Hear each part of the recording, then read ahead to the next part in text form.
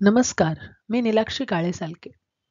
मातृगंधाच्या सणांच्या गोष्टीमध्ये आपण ऐकणार आहोत महात्मा गांधी जयंती.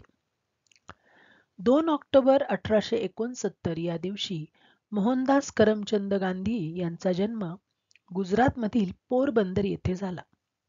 2 ऑक्टोबर रोजी या महान नेत्याचे स्मरण भारतातच नव्हे तर जगातील अनेक देशात केले जाते. इंग्रजांनी 150 वर्षे भारतावर राज्य केले. लोकमान्य टिळक, स्वातंत्र्यवीर सावरकर, सुभाषचंद्र बोस यासारख्या नेत्यांनी वेगवेगळ्या मार्गांनी स्वातंत्र्यासाठी प्रयत्न केले. पण देशातील अत्यंत गरीब आणि इंग्लंडच्या सामर्थ्याशी लढा देण्यास ज्यांच्याकडे कोणतेच शस्त्र नव्हते, अशा भारतीय जनतेला सत्याग्रहासारखे विलक्षण प्रभावी साधन महात्मा गांधींनी दिले. सत्याग्रह म्हणजे सरकारच्या अन्यायाला विरोध तर करायचा, पण उलट हात उचलायचा नाही. याचा फायदा असा झाला की पुरुष, स्त्रिया, मुले असे सर्वजण या स्वातंत्र्याच्या लढाईत सामील झाले. दुसरे शस्त्र म्हणजे स्वदेशीचे व्रत. इंग्रज मुळात व्यापारी होते. इंग्लंडच्या गिरण्यांमध्ये तयार होणाऱ्या कापडाला भारतात बाजारपेठ हवी होती, पण स्वदेशीच्या व्रतानुसार लोकांनी परदेशी कपडा वापरायचे सोडून दिले. चरख्यावर सूत कातून त्यापासून हातमागावर विणलेले बनलेले जाडे भरडे खादीचे कपडे लोक वापरू लागले. परंतु मोठेपणी एवढे मोठे कार्य करणारे गांधीजी लहानपणी मात्र अगदी भित्रे आणि लाजाळू होते.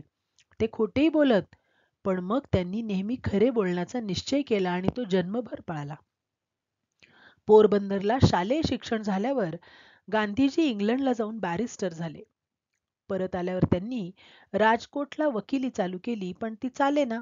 तेव्हा 1895 मध्ये ते दक्षिण आफ्रिकेत गेले.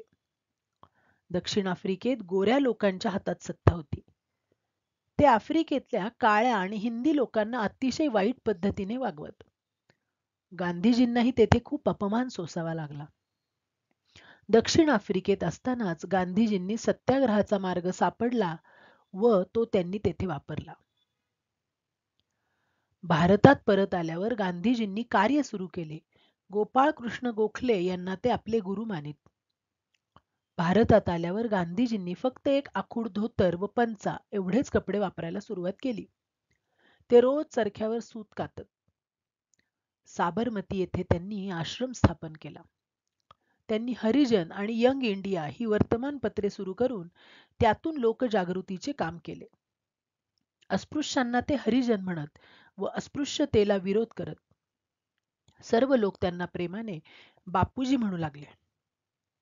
चंपारण्यातला निळीचा सत्याग्रह, मिठाचा सत्याग्रह अशा अनेक आंदोलनातून चळवळ पुढे जाऊ लागली. 1942 मध्ये 8 ऑगस्टला मुंबईला झालेल्या सभेत गांधीजींनी छोडो भारत ही घोषणा दिली, पण त्याच रात्री त्यांना अटक झाली. छोडो भारत, चले जाव, करेंगे या मरेंगे अशा अनेक घोषणांनी देश पेटून उठला. अखेर 15 ऑगस्ट 1947 ला भारत स्वतंत्र झाला. हिंदू मुसलमानात बेबनाव व्हावा अशी इंग्रजांची इच्छा होती, कारण त्यामुळे देशाच्या ऐक्य प्रक्रियेत अडचणी आल्या असत्या. महात्मा गांधींना वाटे की या दोन्ही धर्मांच्या लोकांनी प्रेमाने एकत्र राहावे, परंतु स्वातंत्र्य मिळाले तरी देशाची फाळणी टाळता आली नाही. भारत व पाकिस्तान असे 2 स्वतंत्र देश निर्माण झाले.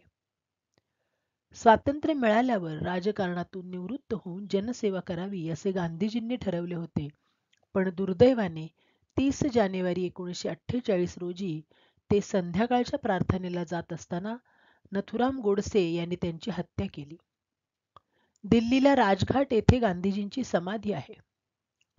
2 ऑक्टोबर हा गांधीजींचा जन्मदिन.